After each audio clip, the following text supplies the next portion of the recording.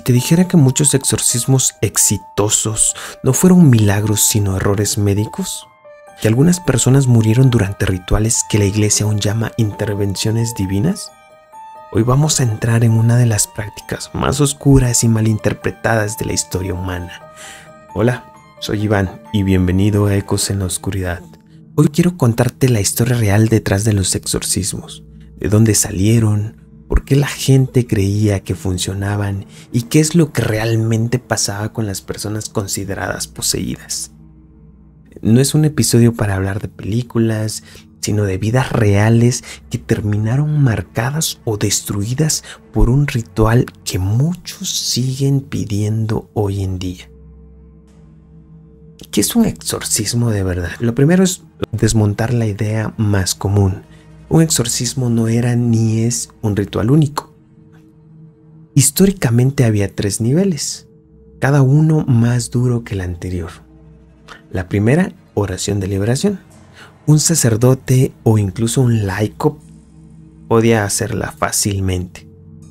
2. El exorcismo menor, usado cuando alguien mostraba comportamientos sospechosos.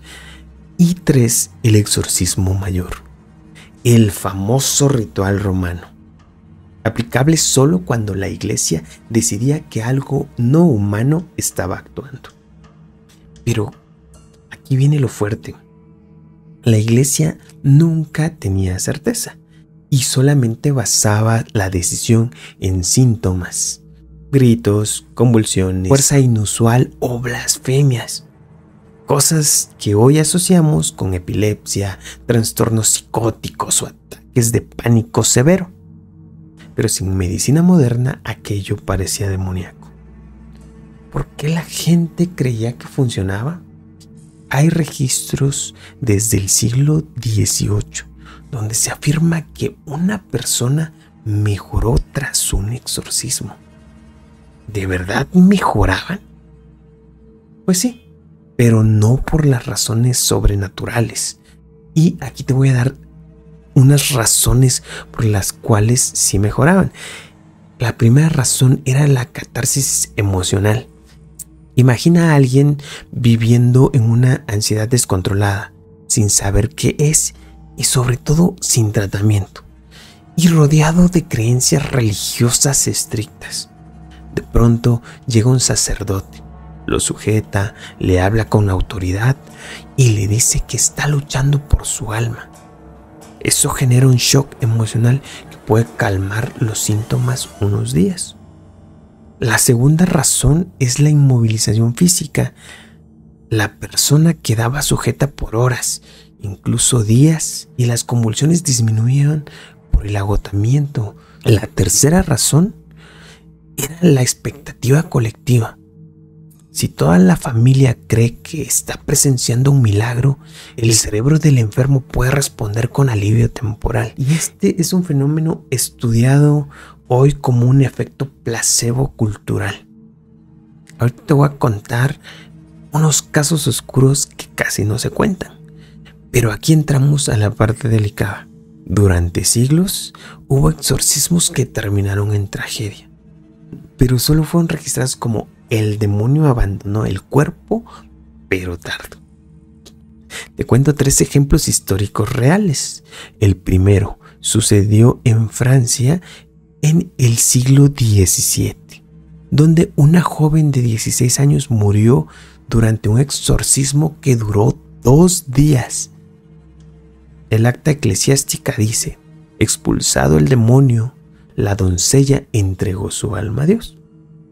Básicamente, para la traducción actual, murió por agotamiento y deshidratación. El segundo caso surgió en el México colonial. Una mujer indígena fue sometida a exorcismos repetidos porque hablaba en náhuatl mientras convulsionaba.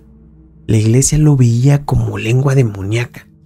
Hoy se cree que padecía epilepsia del lóbulo temporal. El tercer caso surgió en Alemania en 1976. El caso de Anneliese Michel, la inspiración para la película que hoy conocemos como El exorcismo de Emily Rose. Ella falleció tras 67 sesiones de exorcismo. La autopsia mostró desnutrición severa y deshidratación. Sus padres y los sacerdotes fueron llevados a juicio. Ahora, ¿qué dice la ciencia contra lo sobrenatural? El debate de por sí ya es antiguo y aquí hay varias preguntas. ¿Por qué algunas personas hablan con voces profundas, muestran una fuerza descomunal o dicen conocer detalles ocultos? La ciencia nos ofrece varias explicaciones. La primera, trastornos disociativos. La persona básicamente adopta identidades alternas con voz, postura y personalidad diferente.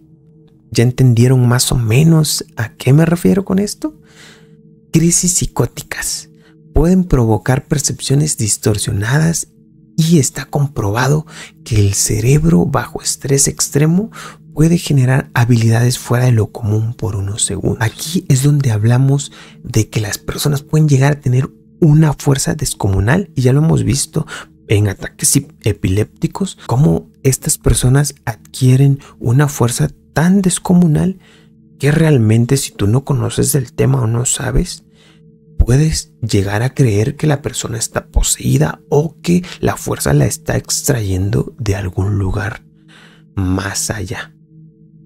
Otra explicación también puede ser por efectos neurobiológicos de la privación del sueño. ¿Qué quiere decir?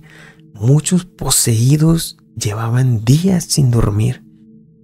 Eso por sí solo puede causar alucinaciones tanto auditivas como visuales. Pero incluso con todo esto, hay casos donde los médicos no logran explicar del todo. Y ahí es donde la iglesia sigue interviniendo. Ahora te voy a contar el lado oscuro de la iglesia moderna. En el 2012, el Vaticano reportó que las solicitudes de exorcismo se triplicaron. Muchos eran ataques de ansiedad, depresión severa o esquizofrenia sin tratamiento. Pero las familias preferían creer en una posesión en vez de aceptar que era una enfermedad mental. En algunos países, sobre todo México incluido, los sacerdotes exorcistas trabajaban como psiquiatras. Pero en muchos lugares rurales, el ritual sigue siendo la primera opción y eso puede llegar a ser peligroso. Además, los exorcismos siguen ocurriendo el día de hoy. Algunos pueden ayudar emocionalmente, pero otros terminan en tragedia. Y entre medicina y superstición, la línea es más delgada de lo que pensamos.